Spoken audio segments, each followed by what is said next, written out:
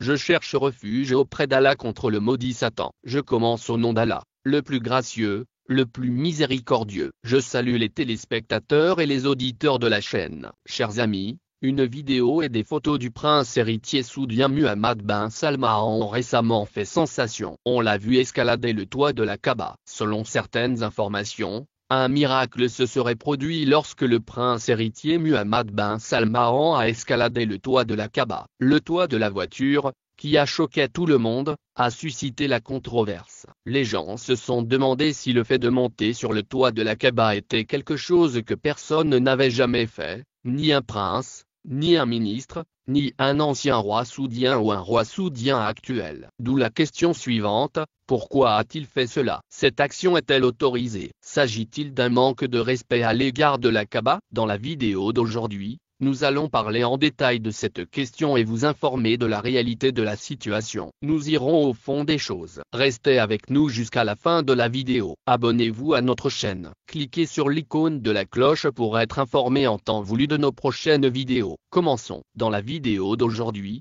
il est clair que le prince héritier saoudien, Mohammed bin Salman, a été vu sur le toit de la Kaaba. Cette vidéo a laissé les utilisateurs des médias sociaux stupéfaits et a suscité de nombreuses questions. Les médias saoudiens ont expliqué que la visite du prince héritier à la Kaaba visait à examiner les projets d'expansion et à mettre en œuvre des dispositions. Il s'est rendu à l'intérieur et sur le toit de la Karabia pour inspecter l'avancement des travaux. Il n'y avait pas d'autre objectif derrière cette visite. Cependant, certains se sont opposés à cette visite, affirmant que même dans ce cas, il n'aurait pas dû monter sur le toit de la Karabia. Ils ont fait valoir que ces mesures auraient pu être prises sans cela. Certains utilisateurs de Twitter ont cité l'occasion de la conquête Makka, lorsque le prophète Muhammad, que la paix soit avec lui, a demandé à Bilal, qu'Allah soit satisfait de lui, de grimper sur le toit de la cabane pour appeler l'Adhan, utilisant cela comme une preuve pour justifier le fait de grimper sur le toit. De nombreuses personnes ont réagi vivement,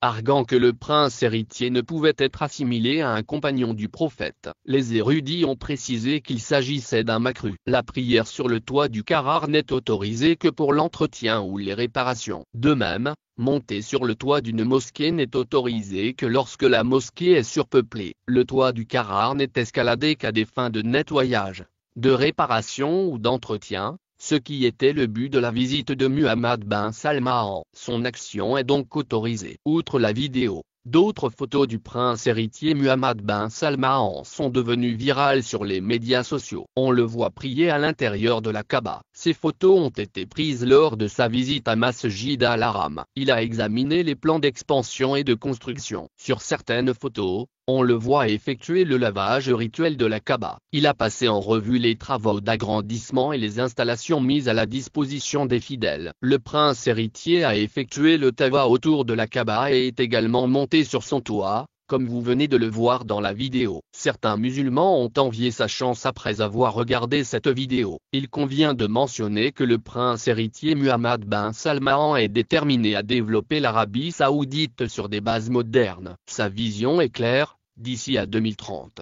le pays sera transformé. Les mesures révolutionnaires et réformatrices du prince héritier Mohammed bin Salman sont non seulement appréciées par le peuple saoudien, mais également reconnues par les médias du monde entier. Ses compétences en matière de leadership et d'administration sont saluées par les médias du monde entier. Le célèbre magazine américain l'a reconnu comme un leader à suivre. Politique étrangère a inclus le prince héritier Mohammed bin Salman dans sa liste des 100 meilleurs intellectuels mondiaux. Chers amis, mettons également les choses au clair en ce qui concerne l'affirmation d'un miracle dans cette vidéo. Il ne s'est rien passé de miraculeux et les rumeurs de miracles sont fausses. Qu'en pensez-vous? Partagez votre opinion dans la section des commentaires. Mes amis, il ne fait aucun doute que la Kaaba revêt la signification la plus sacrée et la plus centrale au monde. Elle est située dans la vallée de Hz en Arabie Saoudite, où des milliers de personnes font le tawa autour d'elle 24 heures sur 24.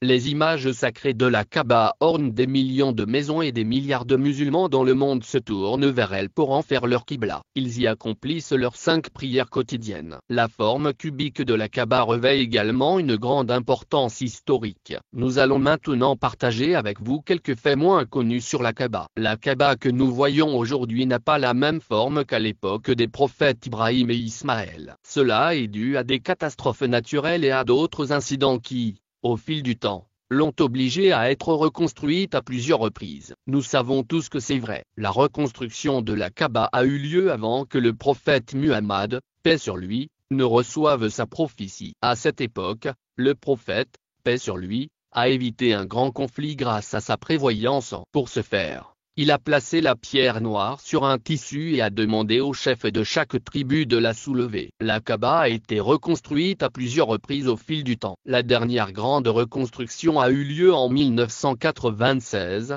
au cours de laquelle de nombreuses pierres ont été enlevées, les fondations ont été renforcées et un nouveau toit a été installé. Il s'agit de la dernière grande reconstruction, et la Kaaba est aujourd'hui plus solide que jamais. La Kaaba a été reconstruite avec une porte pour sortir. Il y avait également une fenêtre, mais la structure actuelle ne comporte qu'une seule porte et aucune fenêtre. Nous nous sommes tellement habitués à voir le Kaaba drapé dans sa kizouah noire brodée d'or qu'il est difficile de l'imaginer dans une autre couleur. Cependant, avant les Abbassides, qui privilégiaient le noir, le Kaaba était recouvert de différentes couleurs, dont le vert, le rouge et le blanc.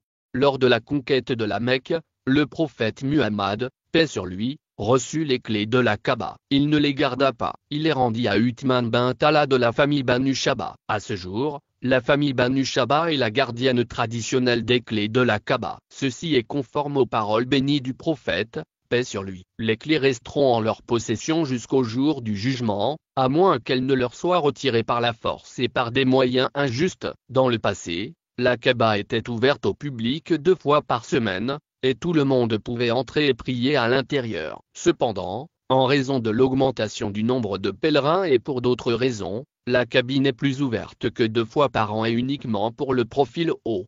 Les invités sont autorisés à y pénétrer. Nous espérons que vous avez apprécié la vidéo d'aujourd'hui. Si vous l'avez aimée, commentez-la, partagez-la avec vos amis et n'oubliez pas d'aimer la vidéo encore une fois avant de partir. Assurez-vous d'être abonné à notre chaîne. Cliquez sur l'icône de la cloche pour recevoir à temps les notifications de nos prochaines vidéos. Prenez bien soin de vous et aussi de ceux qui n'ont personne pour s'occuper d'eux. Nous nous retrouverons